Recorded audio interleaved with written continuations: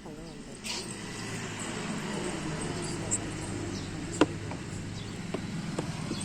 ఈ వీడియో నేను యూట్యూబ్లో ఫస్ట్ పెట్టాలనుకున్న వీడియో, కానీ దీనికంటే ముందే కొన్ని వీడియోస్ పెట్టేసిన నేను.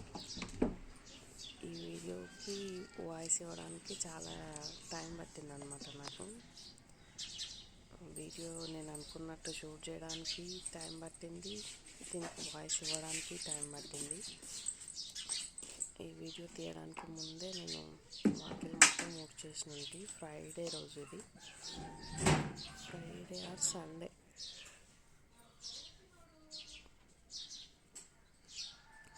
ఫ్రైడే రోజు అలుపుతాం మేము, సండే రోజు కూడా అలుపుతాము.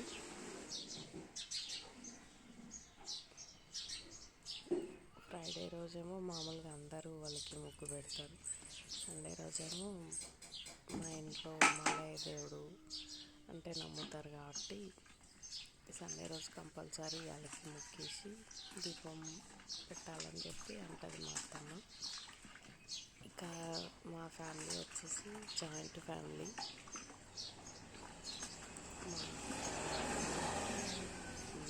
మేమిద్దరం, మా హస్బెండ్, మా పిల్లలు ఇద్దరు, మా తోటి కోడలు వాళ్ళు, మా మరిది వాళ్ళు, వాళ్ళ పిల్లలు ఇద్దరు, ఇట్లా మొత్తం కంప్లీట్గా 10 మెంబర్స్ ఉంటాం మా ఇంట్లో. ఇల్లు అయితే చాలా చిన్నగా ఉంటుంది. ఈ పిల్లలు నలుగురు చిన్నవాళ్ళే. నా బిడ్డకి ప్రజెంట్ 4 years రన్ అవుతున్నాయి. మొన్న February 6కి 3 కంప్లీట్ అయ్యి 4 పడ్డాయి. మా మరిది కొడుకుకి 3 రన్ అవుతున్నాయి. నా చిన్న బిడ్డకి 10 months రన్ అవుతున్నాయి. అవతల మా మరిది బిడ్డకి 10 months రన్ అవుతున్నాయి. అందరూ చిన్నవాళ్ళే, ఎవరు చెప్పినా వినేవాళ్ళు కాదనమాట. ఫుల్ రష్ ఉంటుంది వాళ్ళు లేచినంతసేపు. కాబట్టి నాకు ఈ వీడియోకి వాయిస్ ఇవ్వడం, వీడియో షూట్ చేయడం అనేది అంత ఈజీగా నాకు పాసిబుల్ కాలేదు. అంత కష్టపడి వీడియో ఎందుకు తీయాలి, ఎందుకు పెట్టాలి అని అంటే, ఎట్లా అంటే నేను నాకంటూ ఒక ఓన్ ఇన్కమ్ ఉండాలి అనేది నా ఉద్దేశం. మనం సంపాదించగలుగుతాం అనేది ఉంటే మన మీద మనకి కాన్ఫిడెన్స్ ఉంటుంది. ఇంకొకటి అవతల వాళ్ళు ఇచ్చే రెస్పెక్ట్ వేరు ఉంటుంది. సంపాదించాలి వాళ్ళు ఇచ్చే రెస్పెక్ట్ వేరే ఉంటుంది అన్నమాట. అసలు నిజంగా ఉంటుందా మనిషికి కాకుండా డబ్బులకు ఇస్తారా అని ఒకప్పుడు పెద్ద క్వశ్చన్ మార్క్ ఉంటుండే. నిజంగానే డబ్బులకు ఇస్తారా అనేది అయితే డైలీ చూసే సిచ్యువేషన్స్ చూస్తుంటే అర్థమవుతుంది. అది అన్న కానీ, తమ్ముడు కానీ, చెల్లె కానీ, అక్క కానీ, ఎవరైనా సరే మన దగ్గర బాగా వాళ్ళకంటే ఒక రూపాయి ఎక్కువ ఉంది, లేదంటే వాళ్ళతో పాటు ఈక్వల్గా ఉన్నామంటే వాళ్ళు ఇచ్చే ఇంపార్టెన్స్ వేరుంటుంది, వాళ్ళు ఇచ్చే రెస్పెక్ట్ వేరుంటుంది, అన్నీ వేరుంటాయి. కాబట్టి నాకు అది ఏమంటారు, లక్కీ భాస్కర్ మూవీలో డైలాగ్ కూడా ఉంటుంది చూడండి, రెస్పెక్ట్ కావాలంటే డబ్బు మన వంటి మీద ఉండాలని చెప్పి. అట్లా ఏదైనా డబ్బులు ఉంటే పాసిబుల్ అవుతుంది అనేసి నా ఉద్దేశం. ఏదైనా కాదు, మ్యాక్సిమం అవుతాయి అన్నమాట. ఇప్పుడు డబ్బే మెయిన్ థింగ్, డబ్బు ఉంటేనే నడుస్తున్నాయి. ఇంకొకటి, నాకు ఇప్పుడు నా పిల్లలు ఇద్దరు చిన్నగా ఉన్నారు కాబట్టి నేను బయటికి వెళ్ళి ఏం జాబ్ చేయలేను. అంటే నాకు టీచింగ్ అంటే ఇష్టము. ఇట్లా పిల్లలతో స్పెండ్ చేయడము, వాళ్ళకు అంటే రకరకాలుగా ఏ విధంగా చెప్తే వాళ్ళకు అర్థమవుతుంది అని ఆ విధంగా ఆలోచించడం, అట్లా బిజీగా ఉండడం ఇష్టం అన్నమాట. ఎప్పుడైతే ఈ పిల్లలు పుట్టడం స్టార్ట్ అయ్యిందో మొత్తం మైండ్ అంతా వీళ్ళపైకి వెళ్ళిపోయింది. అసలు ఏమంటారు, పిల్లలు పుట్టిన తర్వాత అయితే మొత్తం మైండ్ అంతా వాళ్ళపైకే కన్వర్ట్ అయిపోయింది. వీళ్ళు ఎప్పుడు లేస్తారో ఏమో, లేస్తే ఏడుస్తారేమో, సరిగా పడుకుంటారో పడుకోరు. ఇంకా చిన్న బిడ్డ అయితే అంత సతాయించలేదు నన్ను. పెద్ద ఆమె ఫస్ట్, మా అమ్మ లేదు, మొత్తం చూసుకోవాల్సిందే నాకు కొత్త. అసలు ఆమెను ఎట్లా చూసుకోవాలి, ఆమె ఎందుకు ఏడుస్తుందో అర్థం కాదు. కొంచెం వైట్గా ఉండేసరికి ప్రతిసారి దిష్టి ఒక 1 year అయితే నేను డైలీ దిష్టి తీసిన. అంత ఇప్పుడు ఎట్లా అంటే అది దిష్టి వల్లనే ఏడుస్తున్నారు అని తెలిసినా నాకు దిష్టి తీసే అంత ఓపిక లేనంత వరస్ట్గా అయ్యింది సిచ్యువేషన్. అంత ఇరిటేటింగ్గా సతాయించేది. చిన్నమ్మ అట్లా ఏం కాదు, మంచిగా ఉంటుంది.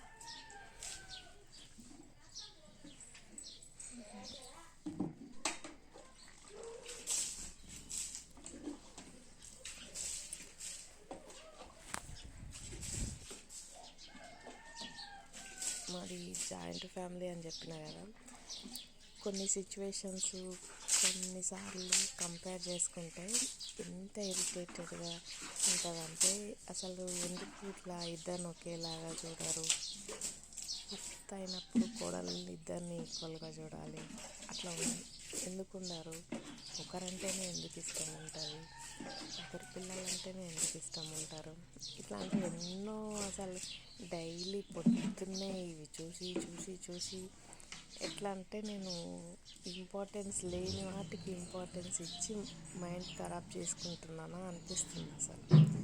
ఇంకా బయటకెళ్ళి ఉందామంటే చిన్నపిల్లలు, ఇంత చిన్నపిల్లల్ని తీసుకొని వెళ్ళి ఆ ప్లేస్ ఎట్లుంటుందో. ఆల్రెడీ ఒకసారి నా పెద్ద బిడ్డ ఉన్నప్పుడు, చిన్నగా ఉన్నప్పుడు 6 months ఉన్నప్పుడు సిటీ వెళ్ళింటిమి. 1 month ఉంటే 1 month కంటిన్యూస్గా ఏడ్చింది. వాళ్ళ ఎదురు దేవుడాన్ని మళ్ళీ ఊరికొచ్చింది.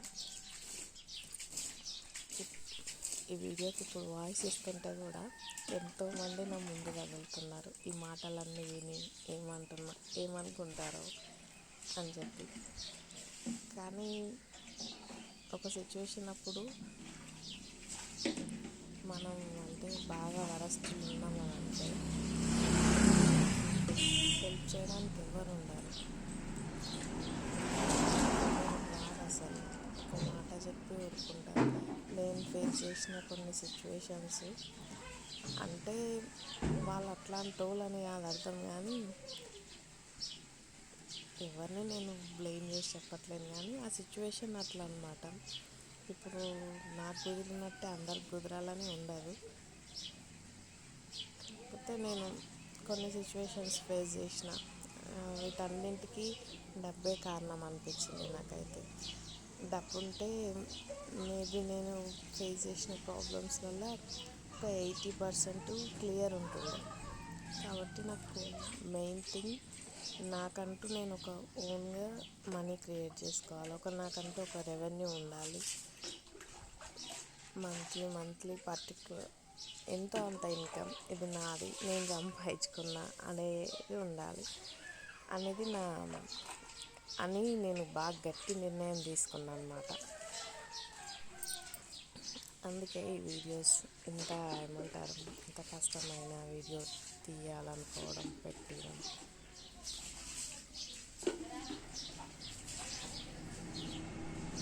డైలీ మార్నింగ్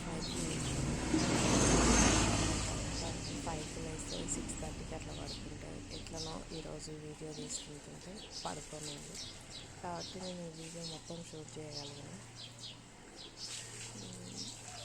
ఇంకా నా విషయానికి వస్తే, నేను డిగ్రీ కంప్లీట్ చేసిన, పీజీ ఫస్ట్ ఇయర్ కూడా కంప్లీట్ అయింది. పీజీ సెకండ్ ఇయర్ ఒకటి ఇన్కంప్లీట్ ఉంది, అదొకటి కంప్లీట్ చేసుకొని ఆ సర్టిఫికేట్ తెచ్చుకోవాలి. కొంచెం పెద్ద అయిన తర్వాతనన్నా టీచింగ్కి వెళ్ళాలన్నమాట. ఇంకా గవర్నమెంట్ జాబ్ తెచ్చుకోవాలనేది బాగా ఇష్టం అన్నమాట. కాకపోతే ఇప్పుడు నా చుట్టూ ఉన్న వాతావరణం ఇదంతా నేను పీస్ఫుల్గా చదువుకునేటట్టు నాకు లేదన్నమాట. ఎట్లా అంటే ఇద్దరు ఉన్నారు, ఒక్కరు కూడా స్కూల్కి వెళ్ళే వాళ్ళు కాదు. ఒక ఆమె పడుకున్నప్పుడు ఇంకో ఆమె లేచి ఉంటుంది. వాళ్ళకి లైట్ వేస్తే మెలకు వస్తుంది. ఎన్నో రీజన్స్. కాకపోతే చదువుకోవాలని ఉంటే రీజన్స్ చెప్పొద్దు. అంత ఈజీగా రీజన్స్ చెప్పొద్దు అనేంత ఈజీగా అయితే లేదు సిచ్యువేషన్ అసలు. కాబట్టి ఇప్పుడు చేయగలిగేదంటూ ఉందంటే నాకు యూట్యూబ్ అనే అనిపించింది. ఇంకోటి నాకు గార్డెనింగ్ చేసుకోవాలని ఇష్టం ఉంటుంది. వాటికి కూడా నేను చేస్తున్నాను అన్నమాట. గార్డెనింగ్ స్టార్ట్ చేద్దామని చూస్తున్నా. అవి కూడా చేస్తే నేను ఆ వీడియోస్ కూడా షూట్ చేసి అప్లోడ్ చేస్తాను. నా ఈ కొత్త ఛానల్ని కొంచెం ఎంకరేజ్ చేయండి. ఏదో ఒక వీడియోనైనా వైరల్ అయ్యి మానిటైజేషన్ అయ్యి, అది ఎట్లా అంటే పెద్ద ఏమంటారు, ఇది అసలు పాసిబుల్ అయ్యే విషయమేనా, అవుతుందా, నాకు మానిటైజేషన్ అవుతుందా, సబ్స్క్రైబర్స్ వస్తారా అన్నంత గొప్ప అయిపోయింది నాకు యూట్యూబ్ అంటే. ఏమో, నా ప్రయత్నం అయితే నేను చేస్తా. ఏదైనా నా కోసం, నా పిల్లల కోసం ప్రజెంట్ అయితే ఒక మంచి సక్సెస్ చూడాలని స్టడీస్ పరంగా అంటే నాకు ఇంకొక 3-4 months పడుతుంది నేను బుక్ పట్టుకోవడానికి. కాకపోతే ఏది చదువు మార్చినంత ఈజీగా ఏం మారదు చదువు, కానీ చదువుకుంటే మారుతుంది లైఫ్. ఇంకే విధంగా అంత ఈజీగా మారదని నా ఉద్దేశం. ఈ యూట్యూబ్ ఛానల్ పెట్టడం అయితే నేను ప్రజెంట్ దానికోసం.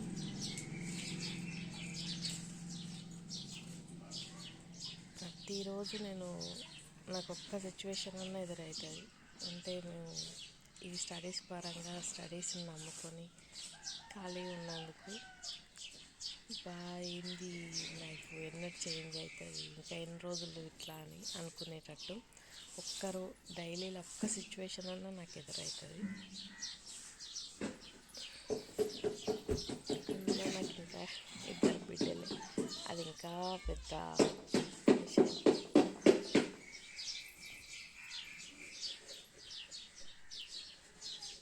ఒక మాట ఒక మనిషిని ఎంత డిప్రెషన్కి తీసుకెళ్తుంది, అదే మాట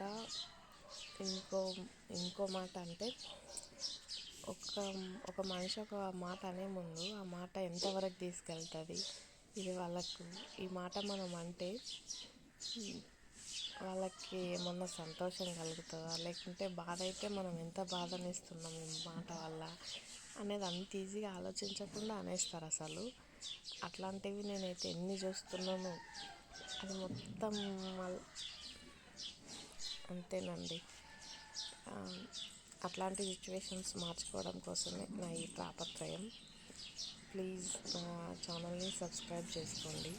వీడియో నచ్చితే లైక్ చేయండి, షేర్ చేయండి. Thank you for watching. ఇంకా 9 minutes అయితే ఉంది వీడియో. చూడండి, కంప్లీట్గా వీడియో మొత్తం చూడండి.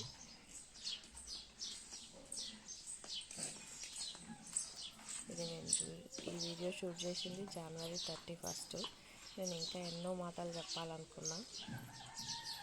ఇక నా పిల్లలు చిన్నగా లేస్తున్నారు. ఇది ఎర్లీ మార్నింగ్ నేను వాయిస్ ఇస్తున్నా 1.5 month తర్వాత. ఇప్పుడు వాయిస్ అయితే ఇస్తున్నా, అప్లోడ్ అయితే చేస్తా.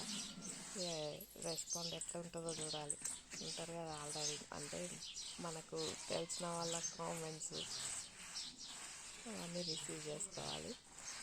కానీ వాట్ ఎవర్ ఇట్ ఈస్, దేని గురించి ఆలోచించవద్దు. మనకు నచ్చింది మనం చేయాలి, జస్ట్ తప్పు చేయకుంటే చాలు అనేది నా ఉద్దేశం.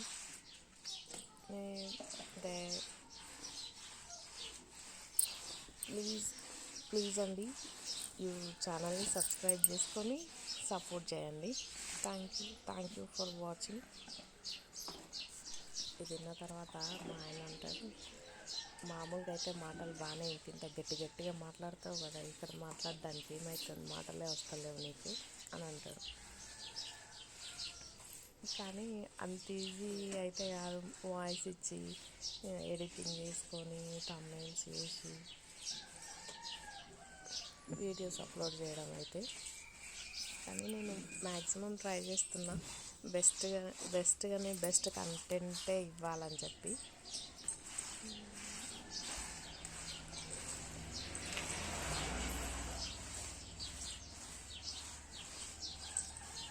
వాళ్ళకి ముగ్గేసిన రోజు బాగా అనిపిస్తుంది. వాకిలి పొద్దున్నే ఇట్లా డోర్ ఓపెన్ చేయగానే మంచిగా కాలికి ముగ్గేసినట్టు ఉంటే. మేమైతే ఇద్దరం పేరాన్లకు కాబట్టి ఒకరోజు ఒకరు ముడిచగలుగుతాం, ఒకరోజు ఒకరు ముడిచగలుగుతాం. షేరింగ్ అనమాట పని ఎవరి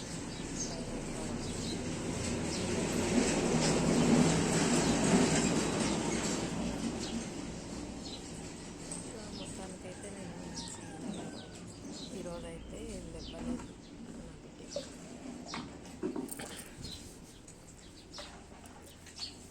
మొత్తం వచ్చి మళ్ళీ పొయ్యి దగ్గర కూడా వచ్చి అలికి ముగ్గేసి అదంతా చేసేదాకా కూడా లేవలేదు. కాబట్టి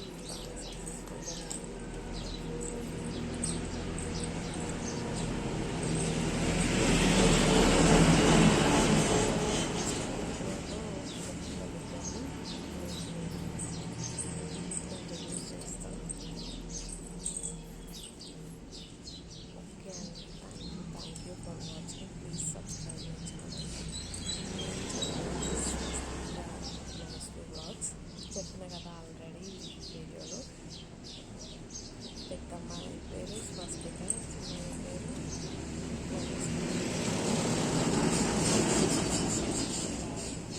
చెప్పులు లేకుండా నడిస్తే చాలా రకాల యూజెస్ ఉంటాయని అంటారు కదా. నేను మ్యాక్సిమం చెప్పులు లేకుండానే నడుస్తాను. ఎందుకంటే నాకు ఫస్ట్ డెలివరీలో లాస్ట్ డెలివరీ టైంలో ఒక 2-3 వీక్స్ ముందు బీపీ బాగా పెరిగిపోయి ఉన్నది. కాళ్ళు బాగా వాపొచ్చున్నాయి. ఇంకా ఒక 2-3 months వరకు కూడా టెల్మా సంథింగ్ బీపీ ట్యాబ్లెట్ ఇచ్చినుండే మేడం. ఆ బీపీ గురించి ఆలోచిస్తేనే బీపీ పెరుగుతుండే నాకు. అంటే షివరింగ్ అయిపోతుండే బాడీ, అట్లా ఉంటుండే అన్నమాట. దాని గురించి ఆలోచించకుండా ఫుడ్లో మొత్తం సాల్ట్ తగ్గించేయడం, ఇట్లా ఎర్లీ మార్నింగ్ చెప్పులు లేకుండా వాకిట్లా నడవడం అట్లా చేస్తుంటే అదృష్టం కొద్దీ చిన్న బిడ్డప్పుడు బీపీ మొత్తం నార్మల్ అయిపోయింది. నేనైతే ఈ రీజన్ వల్లనే నార్మల్ ఎర్లీ మార్నింగ్ అట్లా చెప్పులు లేకుండా నడవడం. ఇంతసేపు నేను చెప్పులు ఎందుకు వేసుకొని ఉన్నా అంటే అది వింటర్ కదా, తిమ్మిర్లు వస్తున్నాయి అన్నమాట. 2 డెలివరీల తర్వాత చలి అనేది ఎక్కువ పెడుతుంది కాబట్టి ఇంతసేపు నేను చెప్పులు వేసుకొనే ఉన్నా. తిమ్మిర్లు మార్నింగ్ అనేది ఎక్కువ అయిపోతుంది కాబట్టి ఇప్పుడు వదిలేసిన భలే ప్రశాంతంగా అనిపిస్తుంది.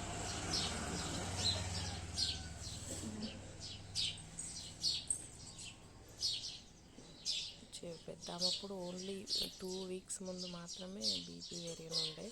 హాస్పిటల్లో అడిగితే అట్లా వచ్చిన బీపీ తగ్గదు, ఇంకా అది అట్లనే ఉంటుంది అని చెప్పి భయపెట్టి ఉన్నారు. సిజేరియన్ చేసి బయటకు వచ్చినప్పుడు అయితే నియర్లీ ఒక 40 minutes దాకా నాకు షివరింగ్ పోలేదు. మెడలు అయితే ఫుల్ గుంజినాయి. మేడం మెడలు గుంజుతున్నాయా అంటే నేను ఎందుకు అప్పుడు గుంజుతలేవని చెప్పినా నాకైతే అర్థం కాలేదు. కానీ ఫుల్ గుంజినుండే మెడలు అయితే. ఫుల్ షివరింగ్, ఆ ఇంజెక్షన్స్ ఎప్పుడు ఫేస్ చేయలే. ఈ ప్రెగ్నెన్సీ ఎప్పుడు స్టార్ట్ అయిందో అప్పుడే నేను ఇంజెక్షన్స్ అనేటివి తెలుసు నాకు. అంతకుముందు ఎప్పుడు ఫీవర్ వచ్చింది లేదు, ఏం లేదు అసలు. ఎప్పుడైనా ఇన్ కేస్ వస్తే హెడేక్ వచ్చేది అంతే. అది కూడా మంచిగా గట్టి స్లీప్ వేస్తే తగ్గిపోయేది. వీళ్ళ వల్ల 3 monthsకి ఒకసారి 5 monthsకి ఒకసారి వ్యాక్సిన్స్. ఇంకా డెలివరీలప్పుడు అయితే ఇక చెప్పాల్సిన అవసరం లేదు. డెలివరీ అప్పుడు కంటిన్యూస్గా 3 days గ్లూకోజ్లు,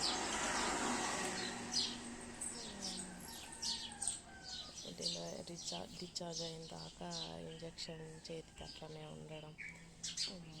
ఇన్నేసాలా అనిపించింది నాకైతే. ఒక్కరే చాలే అనుకుంటే 2 అయ్యారు. అది మన చేతిలో ఏముండదు అనిపించింది అప్పుడు. ఎక్కడ పుట్టింగాడు ఇలా మొత్తానికి సక్సెస్ఫుల్గా వాయిస్ ఇవ్వడం కూడా కంప్లీట్ అయింది. ఏం మాట్లాడాలా అని ఆలోచిస్తున్నా. ఓకే అండి, thank you for watching. Please subscribe my channel. ఇది నేను 3వ సారి 4వ సారి నేను చెప్పడం. ఇన్నిసార్లు చెప్పినందుకైనా please subscribe my channel. Thank you for watching.